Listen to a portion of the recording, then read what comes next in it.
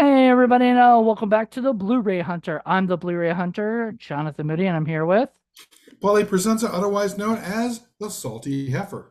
Did you just put that on? Like, I don't I remember that being did. last. Okay. All right. We just did a podcast together, and so I was like, wait a minute. I don't remember that thing, but all right, here we go. So we're gonna be talking about this is okay. So normally I have a show called My Thoughts On, and I just talk about my thoughts on whatever. Well, I have Paul for another Blu-ray Hunter show, so I decided let me ask him if he wants to come on and talk about Blu-ray hunting and collecting and all that stuff together. So we're I gonna, have thoughts too occasionally. yeah. And so I thought we'll have it called Our Thoughts On. So we'll be a little bit different because I like to change it up from time to time and have it be not just me talking, but other people as well, if I can get them. So we're here to talk about basically collecting and how we collect, what we collect, that kind of thing. And uh, I was talking to him earlier about something. I told him that this would be the topic, but a lot of people I've noticed in the Blu-ray collecting business will, if they don't like a film, they will sell it off. Like if they bought it like sight unseen, they will sell it off and it won't be part of their collection because they only want films that are part of their collection. Me, on the other hand, I like my plan is to have every fucking movie if I ever can. Every Criterion, every Kino, every Scream Factory, whatever. Every Neil Breen. Yeah, even if I don't like it, I still want it in my collection because who knows, I may have been not in a good mood when I first watched it and I want to rewatch it, You're a or completist. somebody wants to watch it that, that maybe I'll, succumb. I, I'm not going to have Actium Maximus in my collection, but Ah, that's not going to ever be on Blu-ray, I till don't. it gets its 8K release on Criterion. And you'll have to. No, no, no, no, not even if that happens, man, I'm done. I think I mentioned that in the last video that we did. I'm done with Criterion if that ever happens.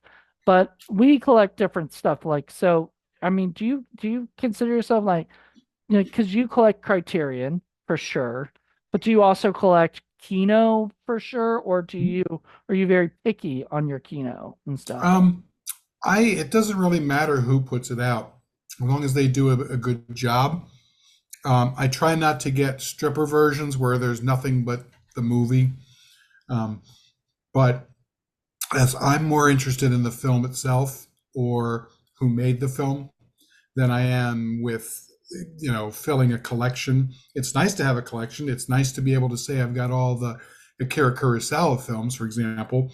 I just don't see that happening, unfortunately. Why Maybe not? maybe I'll have all the Kubricks. That's about it. Because I haven't seen all of the Kurosawas, and I'm not even sure you can get all of his films. Right, but I mean, Unfortunately. okay, that's understandable. Probably can't get, but I would say like me personally, I want all the Akira Kurosawa films on that are on Criterion in my collection, like all of them. So I right now I've told you before I have Hidden Fortress, I have the Seven Samurai, I think I have High and Low as well. So I Oh, have you some. bought High and Low? I think That's so. good. I think I bought High and Low after we reviewed it. I found it on eBay. Great film. And so and like I said, I buy all the movies that we do for Wait till Criterion. you see Rashomon. That's one of his best ones. So I'll eventually get Roshamon. I want to get Ron. I want to get Ron is great. Yojimbo, And uh, Sanjuro, and yeah. Sanjuro. Those go together actually Yep. on Criterion, so you can get them for like $35 or something on the sale, and so that's wonderful.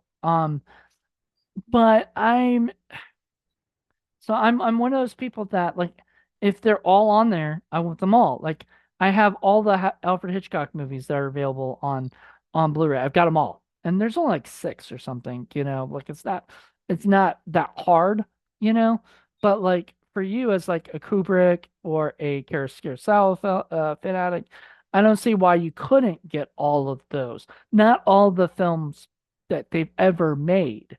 Kubrick, I don't know. That might be a little hard because he's made a lot of movies, period. but maybe not as many. I mean, he hasn't made as many as Kurosawa No. or whatever. Um, but yeah, I do like to collect that, or I collect Tarantino films. I collect Kevin Smith films. I don't even own all the Kevin Smith films. Kind of wish I had what was that one? Uh, the the one Red State. I wish I had Red State, but I just don't yet, and it's really hard to I have get to say because that's a hard one to find, as I recall. yeah, it's more expensive too if you buy it out of print and stuff. So, that and Dogma, I was lucky to get Dogma on Blu-ray, but it didn't have all the stuff that the DVD has. So I'm like, well, I might as well keep my DVD because, you know, all that. But anyway, I love all of those films and that type of stuff. And so I'm a very big collector when I collect things. And when I find something like, I'll give you an example, is no, I guess that's not it. But Kino, when I find another Kino movie, I want to buy as many Kino movies as I can. Some are good, some are probably bad, but they do have occasionally some that you wouldn't be interested in, that wouldn't be as high caliber. Like you wouldn't buy Life with Mikey, but I bought it because I like Michael J. Which Fox. one? It's called Life with Mikey. Oh, It's a Michael J. Fox where no. he's like an So, agent for kids and stuff. It's a kids movie.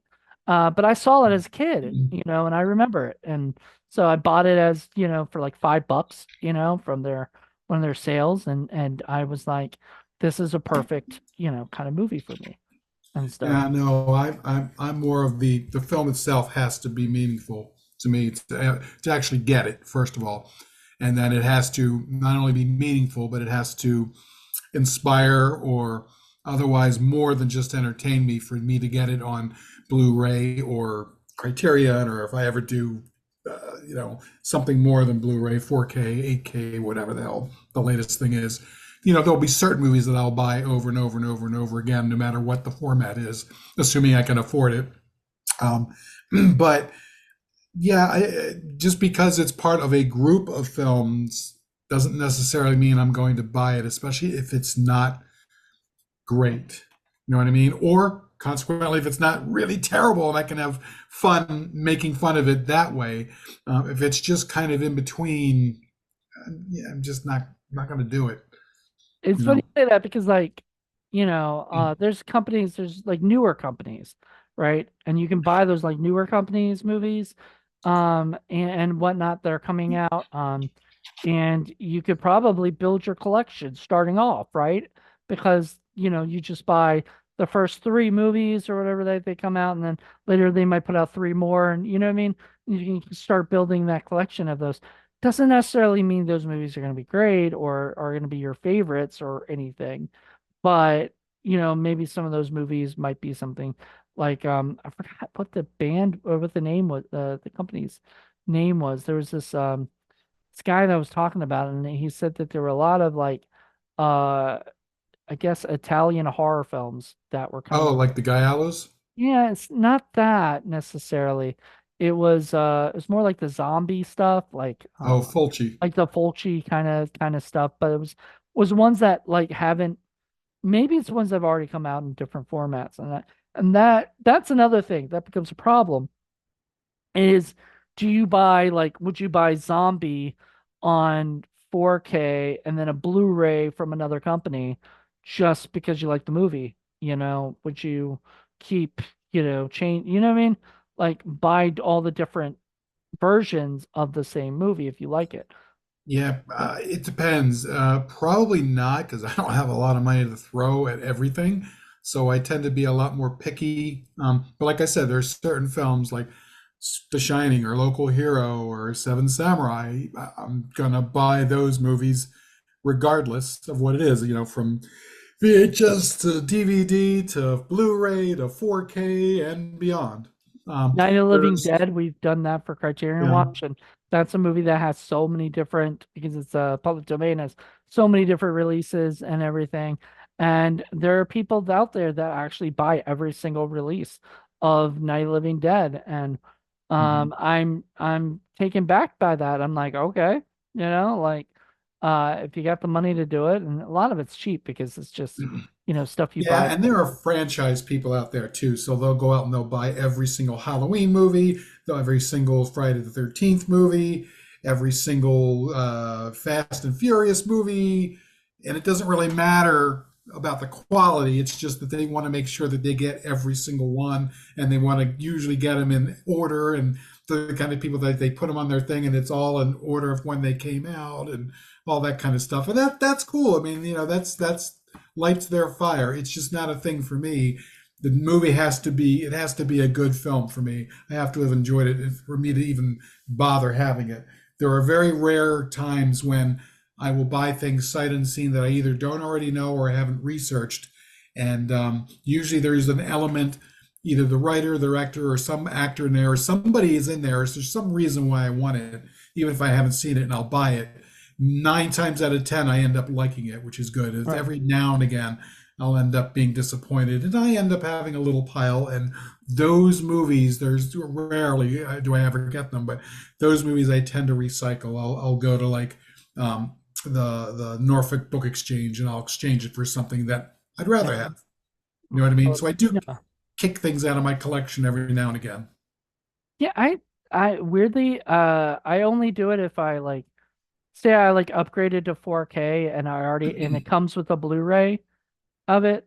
I might get rid of the Blu-ray of the, but I did that once and I kicked myself for it. I gave a copy of Mallrats to a friend of mine, that was on Arrow, and the Mallrats that's on what is it? The Mallrats that's on 4K doesn't have the same stuff that the Blu-ray Yeah, had, and it had you like got to one be thing gone. careful. And then I'm like, God damn it! Now I gotta buy the the the Blu-ray of it because even though, so I should have kept the Blu-ray, but I didn't know that. Now I have to go buy the Blu-ray when I buy the Arrow. Yeah, sometimes that happens. Sometimes you'll get a film and it ends up having all this extra stuff, which is great, but then it goes to another format and they have new stuff on there, which is good. But on the other hand, you still might love the stuff that was on the DVD and it's not on there. So I have a number of movies that I have both of just for that reason alone, just because I like having those extras. Chasing Amy was on the Criterion Hmm. DVD, and it had like audio commentary with like Ben Affleck and Ben Affleck, Kevin Smith, and Scott Mosier.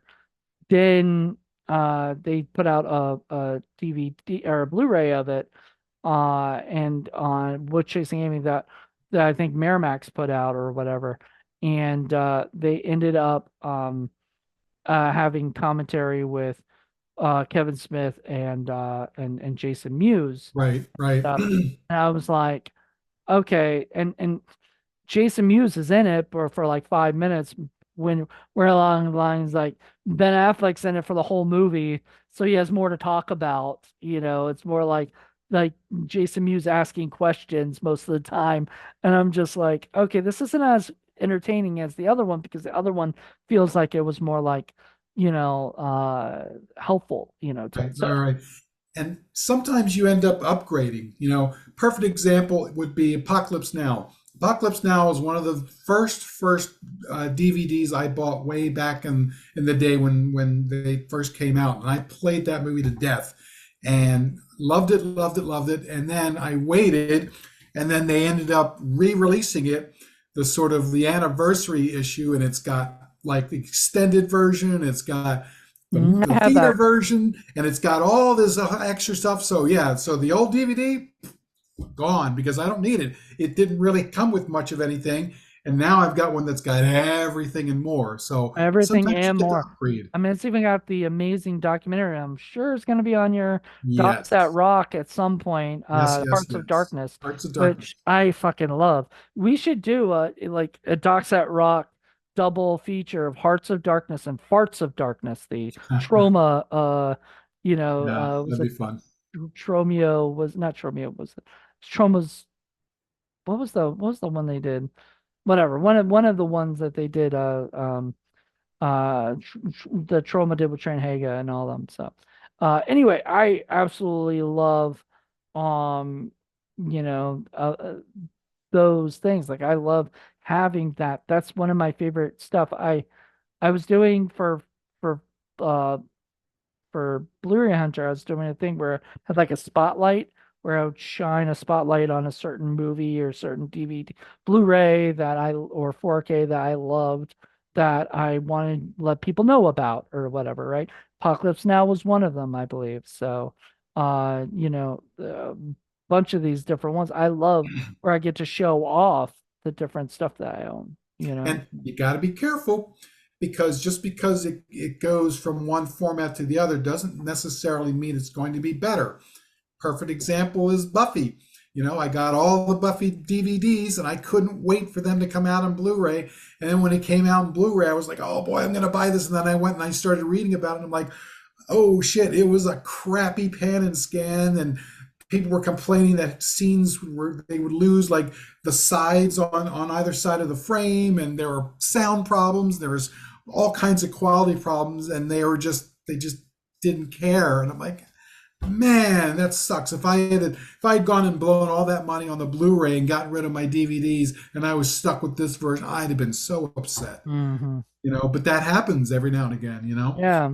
It really depends on who doesn't, because like companies like Criterion or Kino or Scream Factory or Arrow, you're getting top quality like work.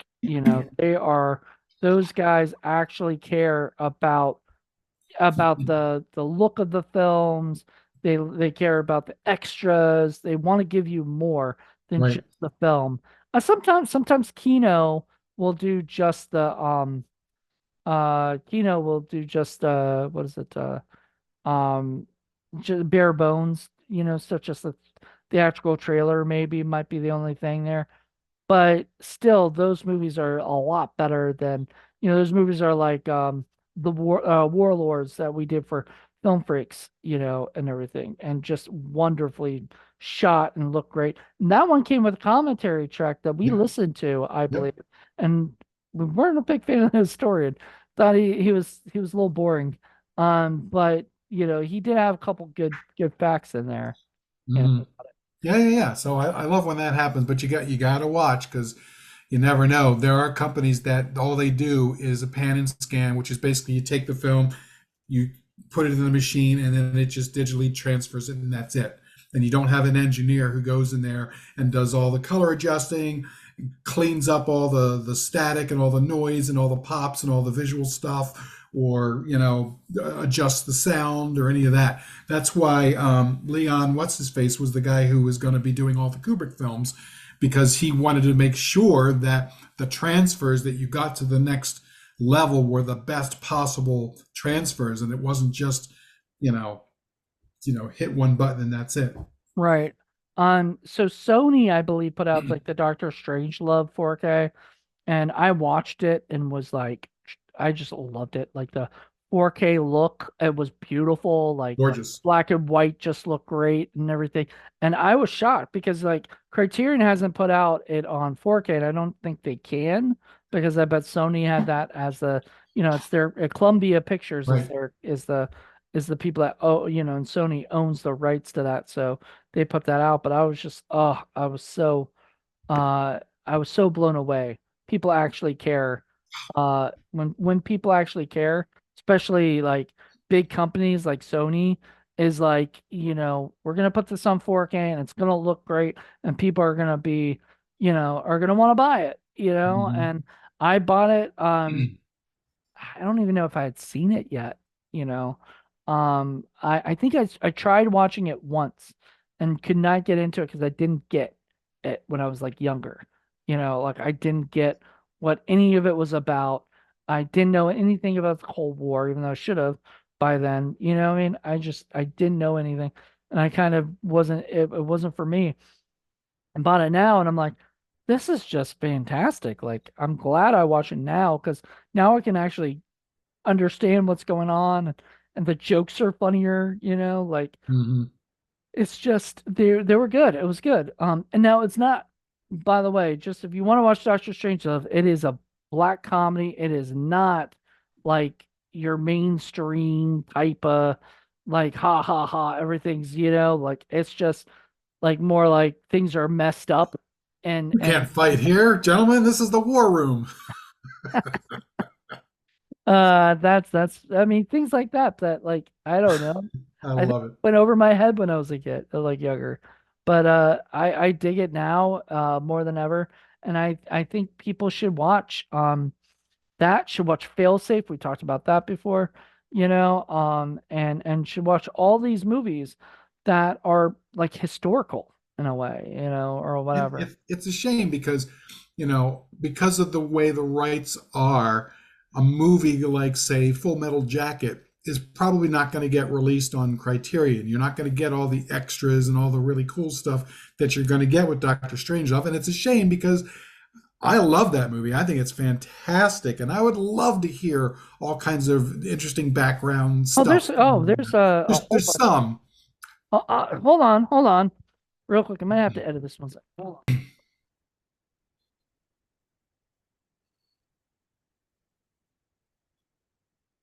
All right, so here's the 4K for it, and I'm not gonna lie, it's got some of the craziest special features you'll ever see. Um, so it's got Stanley Kubrick considers the bomb featurette, Mick Broderick interview, Joe Dunton and Kelvin Pike interview, Richard Daniels interview, David George interview, Rodney Hill interview, archival Stanley Kubrick audio interview. Nice. It's got the Today Show clips featuring Peter Sellers and George C. Scott, exhibitor trailer, theatrical trailer. Oh, and that's just on the 4K, right? On the Blu-ray, it's got the Cold War picture-in-picture pop-up trivia track, No Fighting in the War Room, or Doctor Strangelove and the Nuclear Threat featurette. Inside Doctor Strangelove, or How I Learned to Stop Worrying and Love the Bomb. Bestsellers or Peter Sellers and Doctor Strangelove, The Art of Stanley Kubrick, From Short Films to Strangelove, split screen interviews with Peter Sellers and George C. Scott. Right. So, And I want all of that on Full Metal Jacket, too. okay. So look at this. I actually grabbed that too. Interestingly enough, I grabbed that and Clockwork Orange. So for Okay, so unfortunately for Full Metal Jacket, all it's got includes commentary by Adam Baldwin, Vincent D'Onofrio, L. Arlie Ermey, and critic screenwriter Jay Cox, and a featurette called Full Metal Jacket Between Good and Evil. So those are Mhm. the only stuff on that one. For Clockwork Orange, it's got commentary by Malcolm McDowell and historian Nick Redman. Plus, on the Blu-ray, Malcolm McDowell looks back, Turning Like Clockwork, Channel 4 documentary, Still Ticking, The Return of Clockwork Orange, and featurette Great Bolshoi Yarblocks, The Making of a Clockwork Orange. Great Bolshevik Blockos. Yeah, Yeah, I think that just came out in a new version because it's got more stuff. Because I bought it, I just haven't watched it yet. that was the 4K for it, but and then of course the Apocalypse Now, like one that just has I think four I've got discs or that. six discs.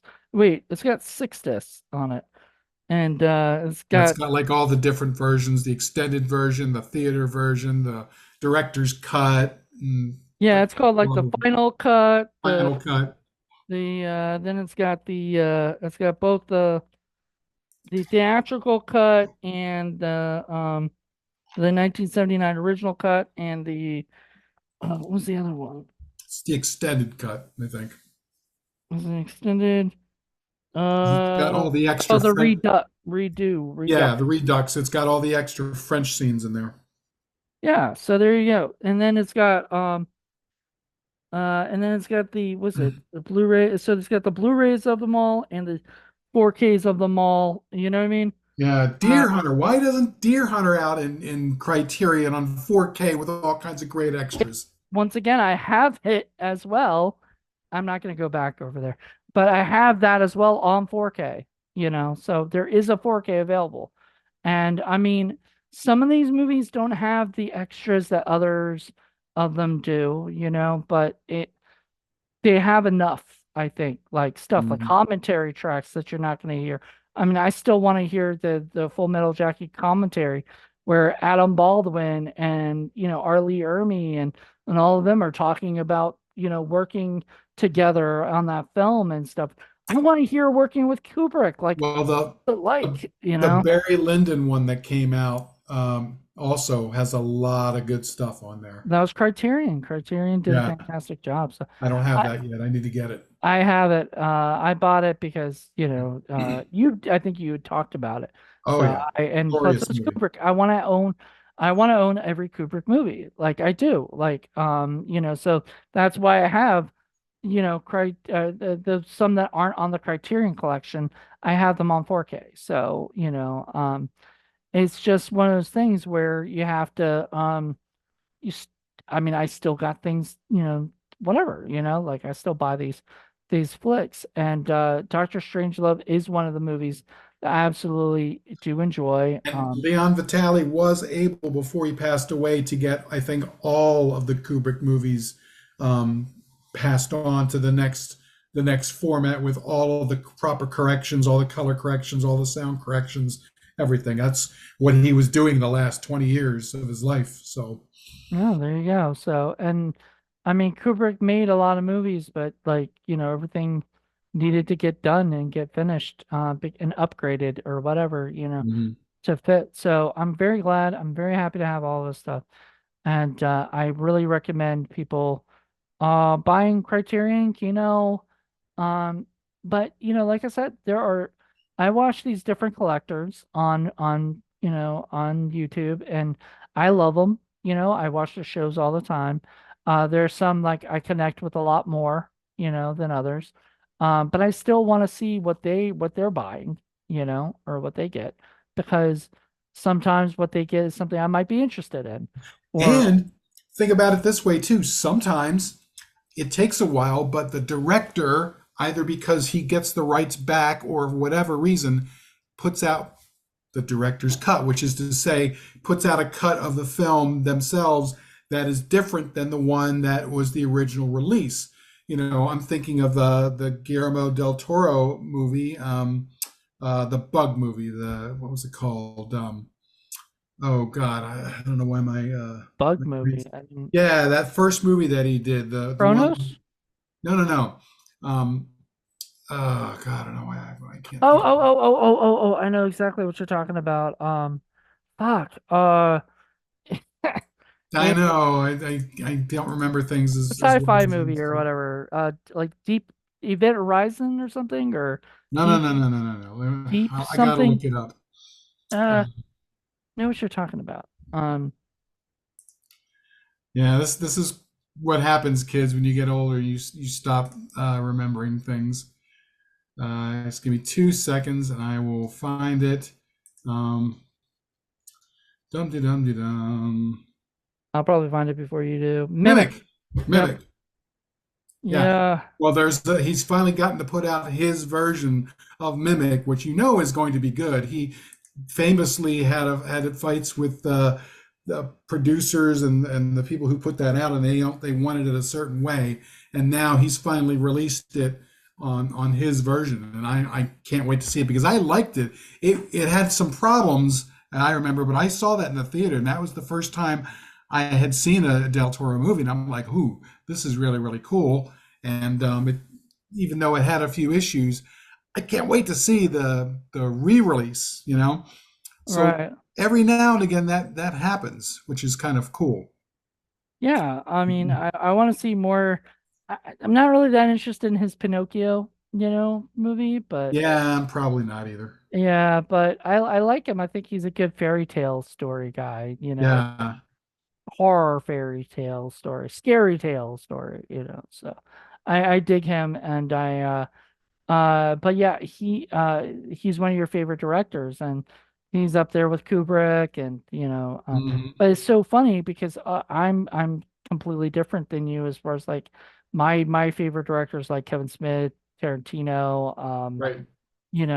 that kind of stuff. And though you like those guys, those aren't your favorite directors, but those are that just shows our time They're time in my top 10. yeah, At least I know Tarantino is, at least. I don't know if Yeah, it's on your top 10 or not, but Scorsese is for you know, sure. Scorsese, yeah, Terrence Malick, I really, really like everything. I want to buy every Terrence Malick movie on Criterion, that's available. I I have wanted almost to all. like Pocahontas more than I did. Oh, the New World.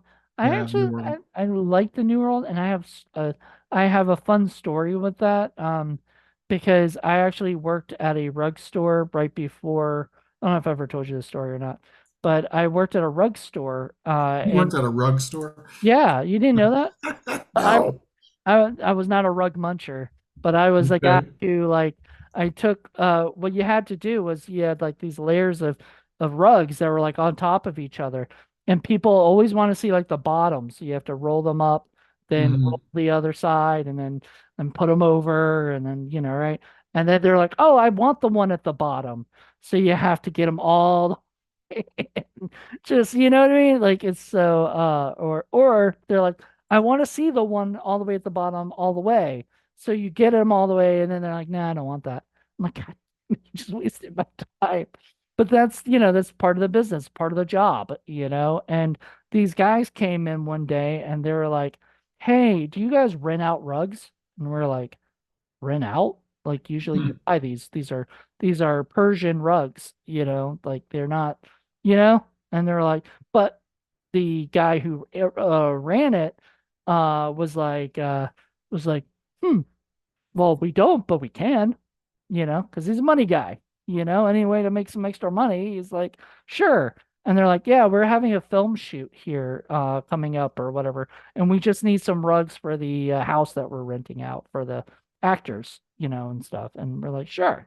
So we go out and we get like these rugs and everything.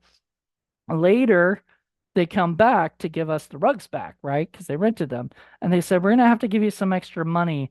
The little girl who played Pocahontas's dog ate one of the rugs. Yeah. And the funny thing about that is my boss, who's friends with my dad, that's how I got the job, is he just called up my dad, was like, "Hey, does any of your sons want to work at my store?" And I had nothing to do with that summer, so I was like, sure. So he comes up, the guy, the rug store, the guy's, the rug store owner looks at me and says, would your dad want to buy a runner that was eaten by Pocahontas's dog?" And I was like, "Yeah, I'll ask." And my dad did, and I still have that runner. So, and you walked on that runner. You walked where Pocahontas's dog walked. Nice. Like, it's such a funny kind of like that's why my dad bought it, is because it has a story to it. Nice. It was and it wasn't that badly chewed, by the way. It doesn't look awful or anything. So Well, just to put a final cap on the thought we had with Del Toro, I did find this little paragraph about what's going on. It says Harvey Weinstein, noted monster, declined to give Del Toro final cut privileges on Mimic. He thought that the slow, careful, almost mathematical shot composition and moody tones weren't scary enough for a horror film. He actually stormed onto the set to forcefully instruct Del Toro on how to direct a movie, and he wanted the man who would go on to make Pan's Labyrinth fired. Mira Sorvino, the film's star, actually intervened to ensure that the director would keep his job. Ultimately, Del Toro finished the film, but Weinstein kept final cut privileges, which is why the movie was kind of meh. And Del Toro repeatedly described it as the worst experience he's ever had in the industry. A 2011 Blu-ray re-release offered it as a cut that Del Toro was happy with, although it doesn't change as much as fans would have liked. And that iteration is available on streaming. So, yeah, it's yeah, one of those bummer. things. I wish we could have seen his director's cut. Now that Harvey Weinstein's in jail, why not, right? Can I we know, and seriously. figure that out? Like, Del Toro, get on it. Get your movie back. Because that's I hate Hollywood stuff like that. When you hear that kind of crap, you're Tell me just about it. sad because things could be so much better, but like people think that they can just poke, poke, poke, or whatever until it just is just bad. I don't know. So, anywho, we're here. We're talking about our collection, and you and I both have. I think I have a significantly bigger collection of Blu-rays and stuff than you do, but you're Oh yeah. very particular and picky when it comes to the movies. Yep. Only like recently have you been buying movies that you can put on blue cheese, that Stickers. like stinkers, but generally speaking, you didn't want to do that originally. I I remember that. got 3 or 4 racks of them now. I know. Originally, you were like, no, man, my Blu-ray is Well, gonna be only good movies." part of that, I have to say, is thanks to Dollar Tree, because for a while there, Dollar Tree was putting out shitty, crappy movies for $1 or $1.25 for a good long time in Blu-ray. So I'm like, why not get all the SP releasing stinkers on blue cheese? You know what I mean? Why not? And it's funny because yeah, I go to like Restore and like they're all their movies are $1, right? So you buy like a Blu-ray or a DVD for $1, but they have all the all the stuff you'd hate, like all the Hollywood shit that you would just be like, not, I don't care, about, and that's fine for me because I like that, like we're completely different on that. I like Hollywood. I'm a Hollywood lover. But you liked Hollywood back in the 70s when they were really trying to do, good shit and everything. They're to you they're making crap. To me, they're just making movies that I grew up loving or whatever kind of stuff. So, Yeah. I'm into that. But yeah, like all the, Blade movies might be on there or something like that. So, things like that, which you might not be, though Del Toro did Blade too. Yeah. Yeah. Right. Yeah. So I'm surprised if you haven't seen that or not, I but haven't. he's a fantastic director still to this day. Period. He's always you can always tell a Del Toro film, and so from any kind of thing that he did. And I think a lot of directors do that. Even your least favorite director, Michael Bay, he has a specific style and specific thing he does. You just might not like it. I don't know if he's my least favorite, but he's getting there. I know, Even Bull especially might be my least favorite. so two that John Ward absolutely loves. That's great. Yeah. I'm sure he loves hearing that. But Uh, it's interesting. I think Blade 2 would be a very interesting movie, depending on I would love to see different directors give it like a different version. I'd love to see Sofia Coppola's version of Blade 2. I'd love to see Tommy Wiseau's version of Blade 2. I'd love to that might see happen. That Sophia, you might have a better chance at, but probably not. but that would be fun. I would love to see. I'd love to hear Tarantino's version of Blade 2. I mean, that would be so much fun. I think Tarantino would love that kind of thing. Sure. I'm surprised they didn't ask. Well, they probably might have asked him for many projects at Marvel, and Tarantino's just like, no, man, I'm gonna finish my last movie and then I'm done with. I mean, I don't know. Like apparently his 10th movie is his last movie, so we'll see. He was supposed to have his last movie, and then he just As a scrapped it. critic, something like that. Yeah, the movie critic, and then he Movie critic. scrapped it. So he's not even doing that anymore. I guess he wasn't happy with that being his last movie or something. And That's that kind of good because it doesn't sound like it was going to be particularly, oomph. You know what I mean? It was going to well, lack. it kind of sucks because his last movie should have been Once Upon a Time in Hollywood. That was my favorite film of Not his. with a bang. Yeah, that one just was fantastic. You seen that one yet? Oh yeah. Oh yeah. Yeah, it's Very good. fantastic. It's just really fun. It felt like Tarantino just got to just be Tarantino. And he And got in some trouble with it too. oh yeah, with the Bruce Lee stuff. But like, Yeah. and probably actually the one thing he didn't get in trouble with was the Sharon Tate thing, I think, because he allowed Sharon Tate's sister, I think it was, to come on set and Mm, see what he was doing. You wanted to make sure she approved of that, as opposed to Bruce Lee's daughter right. coming on set. And I don't think Bruce Lee's daughter, period. But what is it? There was another movie about the haunting of Sharon Tate, and John Ward actually got to interview that director. And the crazy thing about that was like that woman, the sister of Sharon Tate, got really mad because she wasn't allowed to be on set. She wasn't allowed to like whatever, and everything was completely like sort of wrong, and everything. And it was fine for Tarantino to do it because it was fiction. It was a fictional version of real life events and stuff, because spoiler alert, if you haven't seen it, but they win at the the cult leaders get, killed at the end. Not what actually happened, Right. but did that because that was fun for Tarantino. He loves He to likes hyper truth. He likes taking what happened and then changing it so, this is what should have happened versus this is what did happen. I think it's called like he's a historical revisionist or something Yeah, like there that. you go. And I love that. Django Unchained.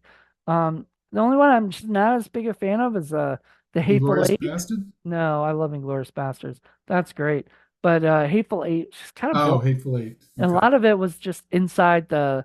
I'm like, they got this whole thing. They had like the scope, film camera that they were using, and most of the time they're in a closed space, and Mm. it felt more like a play and less like a movie. Well, So that's one of the reasons why I really enjoyed the that last one that he did, just because it was very very much world building. He went back and recreated 1970 71 Hollywood down to a T. All the vehicles, all the marquees, all the storefronts, everything was done perfectly, and it was like you yep, step back into time. And I don't know that Tarantino gets enough credit for that. I don't know who his set designers are, or who gets to do that, but they did a fantastic job with that. I was blown away by that. I was yeah. amazed. You should definitely watch Once Upon a Time in Hollywood if you've not seen it. It's probably that is my favorite Tarantino directed movie. My favorite Tarantino written movie is this little movie here, True Romance. True ones. Yeah, it's just my favorite. I showed Jackie that when I went to visit, and she was like, "Oh my God, I don't know why I've never seen this movie before." Like she looked at the cast that popped up in the beginning. She was like, "Wait, I know every single person on there." Like, and I was like, "Yeah, this is just a movie that like, I don't know. I guess it flew under the radar completely, and like not a lot of Oh, I people don't talk think about so. I it." remember when it came out, it was kind of a big deal for a little while anyway. At least for a little while, but like not many. I've had to introduce this film to a lot of people. A lot of people have not seen it, so it's Huh. weird. I don't know. Maybe just because I hang out with younger people that just haven't watched it yet. But the Oh, ones that yeah, have, that's hopefully, you know, yeah, I've got to go visit that hotel that they have in the movie. I went with Lila. Me and Lila went when we first met, our first like excursion. We went down and hung out at a restaurant like Walt Disney's favorite restaurant. We ate lunch there. Then we were driving by and I go, "Wait a minute. Is that the Safari Inn?" And because we're in Burbank, and I was like, "Oh my God!" And I was like, I gotta, could you, because she was driving. I was like, "Could you drive over there?" And she's like, "Yeah, sure." So I showed her Safari Inn, and she'd never been there. She didn't care. Like I don't even think she saw the movie, so she didn't know much of the stuff there. But like, I was in heaven. I was like, can I see the room that?" And they're like, "Oh, that was a set. That's not you. If you look at the room, you'll be disappointed because it's not the same room." And I was like, "Oh, that's kind of sucky." But You know, a movie I think if she hasn't seen it, she would like, and I'm surprised we haven't talked about any of their movies yet, and that's Raising Arizona by the Coen brothers. I think she would like that. I know she liked the one we showed her when you went out to LA with me. The what's that? What's the Christopher Guest movie? Waiting for Guffman. Oh, Waiting for Guffman. Yeah, Yeah, she loved that. But she's an actor, so it right, was a right. perfect actor movie and everything. So, and she's loved everything I've showed her. We haven't had her on the show in a while, so I would love to bring her back and have her talk about it I all. was tickled pink that she liked the last Indie Film Cafe movie that I showed her. She would really, really dug that one. Which one was that? The one she gave a one to. Remember? Oh, was I that don't want to Jackie? That was say it. Jackie. Yeah, it was Jackie. I was talking about Lila. Oh, okay. Yeah. Yeah, no, Jackie, yeah, Jackie loved the one last one we did and gave a one, and she just enjoyed it. And I think it was her first one she ever, she's gone from a 10 plus with Shark Exorcist to a 1 with this last movie. We can't say yet 'cause it hasn't been released. But yeah, that's just to me that's amazing. And if anybody knows anything about our indie film cafe show that we do, a 10 is a bad movie and a 1 is Really, really bad. yeah. So 1 is a really The good worst. movie. One's So the there you go. best. Yeah, one's Well, like yeah, that. I was Oh, tickled pink to see I that. I I get figured it was going to be get a good score. I didn't think it was going to get that good a score from her. what did what didn't what's his name? We've gotten one like negative something. And that was from John Johnson. Gave us a like a negative. Yeah, we wouldn't let him do it though. He wanted to give a negative. Did we not let him do it? I don't think so. I'm trying to think because I thought we did. I thought we said it was okay because that was like a one time thing. Yeah, But maybe. I don't know. I don't know. Yeah, whatever. Anyway, the point is that we've had those kind of things. So True Romance is fantastic. If you haven't seen True Romance, uh, most of Tarantino's stuff I love. I mean, I don't, other than Hateful Eight, which I'm just not as big a fan of, but I still own and I'll still watch again. It's one of those films I think people need to see still. Like, even if you don't like it, go see it, Mhm. or whatever, or you don't think you'll like it, go see it. We just haven't really had that many great movies in the theater lately and stuff. And so not a lot of movies coming to Blu-ray that I've been super excited about. Though I do want to own Oppenheimer at some point on 4K What about my best friend's birthday? He did that one too. of Quentin Tarantino. Yeah. But I only saw like an hour of it or something, like something or less, whatever's available on YouTube, whatever Mhm. they could actually have saved and they were actually able to do. But we interviewed Craig Hammond who did that movie, so if Craig, you're listening, thank you. Yeah. For working with Tarantino. But we love collecting, and I will buy every Tarantino movie. I'll buy every Kevin Smith movie. I would say I'll buy every Tim Burton movie, but probably not. As much as I love Ed Wood, and I love some of his stuff like Edward Scissorhands and stuff like that, I'm just not. There's things like the Charlie and the Chocolate Factory. I don't Yeah, I don't no, need to own it. no. I love Tim Burton, and I think he's a great director. But I think he's a little indulgent at this point. I just think his stuff, especially his stuff, he works with Disney a lot. Mhm. I think that's really how he got to start with like freaking, was it the Frankie Weenie and stuff like that? He got to start with Disney. So, and Touchstone is a Disney. So, Ed Wood is a Disney princess, I believe. You Oh, know, that's funny. right? Yeah. So, I don't know. Anyway, there you go. We have pretty big collection. If you've been over to Paul's house, you'll see he's got more DVDs than he does, and I got more DVDs than I do Blu-rays. But my Blu-ray collection is building and building. In fact, if you notice it's over there, there's a lot of ones I need to freaking put back in, that I just haven't been able to fit yet, and I have to redo it at some point. Uh my whole collection over there. And I have a bunch of books, that are in that bookcase, and I need to get rid of them. Well, not get rid of them, like get rid of them, but I need to put them somewhere else because I have too many Blu-rays that are coming in. Um, though I haven't been getting a lot of Blu-rays lately because I've been busy doing stuff for Cyclic Productions and other things and all the other things that we're doing to try to make movies. So I been busy doing those, it's been a crazy little thing. So well, I hope you guys enjoyed this little chat with me and Paul. And if you get a chance, let us know about your collection. Do you have a big collection? Do you have a small collection? Are you very picky, like Paul? Or are you like me and you'll buy everything that comes out that you can? Like I said, I want to own every movie I can possibly own, you know. Every movie that's ever been made. If I could, I would. If I were like, if I had a wealth of like if I were Elon Musk, my stuff wouldn't be going to like the space station. Mine would be going to my movie collection, There and you go. I would be That's probably fair. I'd probably be broke. That's probably why I'm not Elon Musk because I can't get enough money like that, Well, God, I mean, house that collection. I don't know. You need money, millions of dollars just to house it. You know. Oh yeah, I would have what I would do if I were Elon Musk is I'd have a mansion that was just like, and then that would have all my favorite movies in the mansion, right?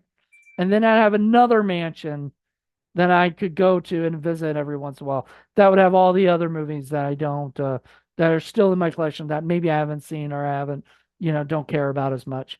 But all of my favorites would be in, and I'd be like Tarantino because I guarantee, I know I've heard like Tarantino has his own like theater setup and Mhm. everything and has like a theater and he invites his friends over to watch movies. And I would do that. Personal IMAX. Can you I imagine? I mean, and then I'd pay ushers on certain days. I would, I mean, I'd make it look like a real I'd have a theater. little restaurant in the back to feed me my favorite snacks while I I watch the know. movies. Yeah, you'd have to hire somebody to come and be your, concessionist. I'd have a special seat that's really a bed, so it just reclines and I wouldn't want sits to do me that up. because I just fall asleep. Yeah, and then when I'm ready, I can just go back to sleep. No, I wouldn't want And I that. wake up and get to another movie and go to sleep. That would be when you retire, right? If you retired and you were a billionaire, you would do that, or whatever. Hell, if you became a billionaire all of a sudden, you would retire probably, like right now, like or whatever. No, I probably wouldn't. All right. Well, I guess you like to work, so that makes sense. But Well, I'm one of those people that if I don't have certain projects finished, it's going to nag me the rest of my life. So I'd rather finish them.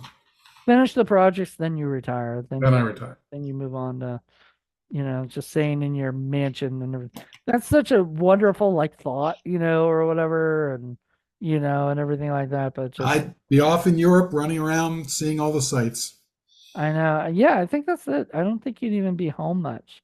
You'd be home when, when you kind of want to, but like most of the time you'd be out like vacationing and checking It'd out be 50-50. I'd be out running around, and then when I was tired of that, I'd watch movies. at home, yeah. And then you invite everybody to come hang out with you. Oh yeah.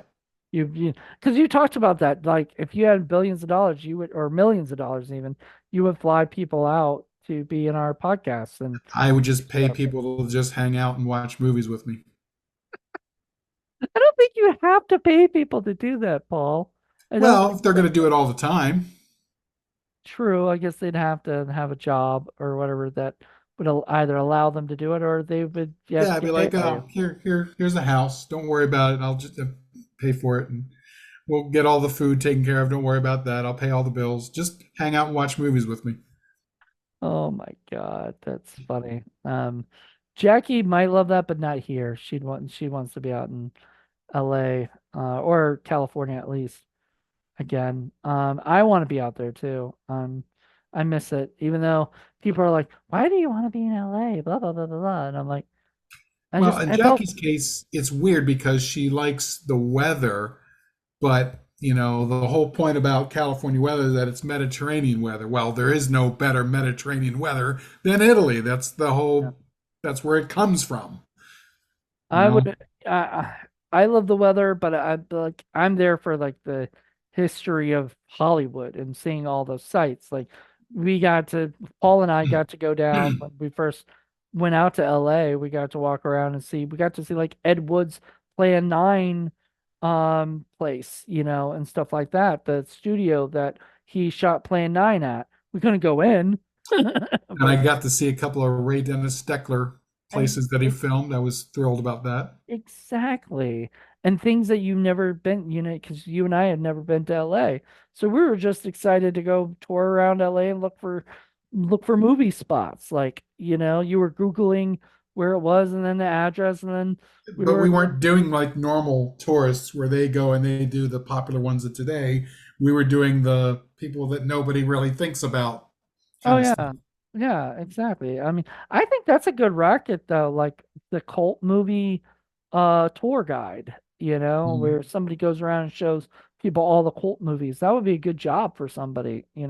It's just I don't know how many people like tourists are that interested in it.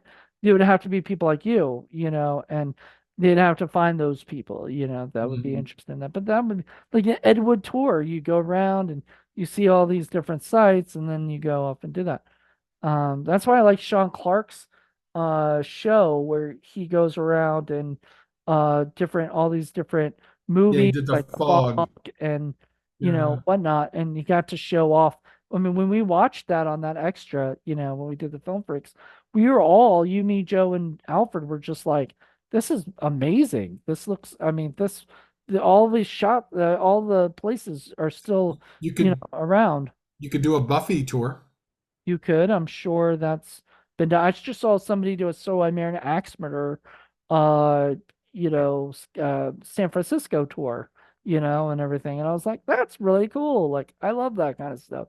So if you're out there doing that, and I did that a couple times. I think we have a couple videos we may not have released yet. That I may have to go back and see if we can release them that have some of those bits where we went traveling and videotaped us Mm. at places. Like I know the Ed Wood one specifically at the studio. I don't think I put that up online, but I have it still. So if I'm able to, I will. Um, but yeah, Jackie and I went to see all the different Halloween places and Mhm. stuff. So, Fun place to visit. I just, wouldn't want to live there. Too much, too expensive, too well, much if you were a traffic. billionaire, why wouldn't you want to live there? Sorry, what? If you were a billionaire, you'd have Oh an. well, that's different. Yeah. Would you want to have a house in LA? Maybe not in LA, but close enough. Somewhere in the hills, most likely. Somewhere that would let me have a helicopter, so that I wouldn't have to worry about traffic. I could just fly wherever I wanted to. Van Nuys. Yeah, maybe. That was an interesting place. I loved living there, but I really love living in San Gabriel, and I think you would love living in. I think you would love at least visiting, being in around that area. And when Jackie and I went back there on my birthday, around my birthday, we were. I mean, it was oh man, it was so much like I just the feeling made me feel good and everything. So I miss there. In fact, if I moved back to LA. San Gabriel is probably where I would live again. It's not too far from the city where, I would be able to go, travel and do all the stuff I need to do. And So, if you ever decided to be homeless, LA is the place to be. That's where they all like to go because of the yeah. weather. Yeah, and I've seen a lot of homeless people, you know. Jackie and I had our run-ins with homeless people. So, anywho, I appreciate you coming on the show and chatting with me for this. And uh, also check out, we're gonna be releasing a Criterion, like top 10 Criterion uh movie like that we own video, and that'll be out like right during the Criterion sale. Probably be part of this series. We'll probably do another 10 at some point. I guess, yeah, we'd have to show off our top 20 eventually and then top 30. I don't know how many you could do, maybe top 50, you know. Yeah, I could do 50. But we'll see. We'll see if we'll do more later. We talked about doing more later for our top favorite directors or whatever. I think we Mhm. only did 20 of those. And so, Content is king, baby. yeah. So we'll do more of these things, especially when July, when I have nothing else to do and stuff, and I can do things through Zoom, you know, like that'll make sense. So, all right, everybody, hope you guys enjoyed this, and we will talk soon. Until then, everybody, bye. Bye.